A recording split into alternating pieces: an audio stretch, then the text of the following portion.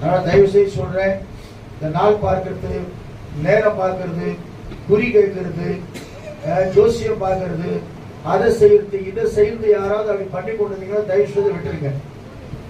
ரெண்டாவது, நம்ம விட அதிகமா வேற யாரும் என்ன செய்யறீங்க, இயேசு விட நான் வேற யாரும் அதிகமா நேசிக்காதீங்க, அது விக்கிரகமா மாறி போயிடும். மூணாவதாக நான் திரும்பவும் சொல்றேன், தப்பியோ தவறியோ நல்ல பெந்தகோஸ்தே உபதேசத்துல இருக்கிறோம். கர்த்தர் ஆவியாய் இருக்கிறார், அவரை தொழுது கொள்கிறவர்கள் ஆவியோடும் உண்மையோட தொழுது கொள்ளணும்.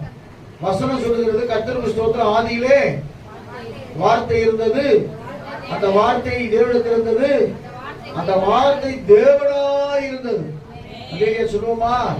இந்த வார்த்தை மாத்திரம் உனக்குள்ள இருந்தா அதுதான் தேவன், அதுதான் இயேசு கிறிஸ்து. அல்லேலூயா சொல்லுவோமா?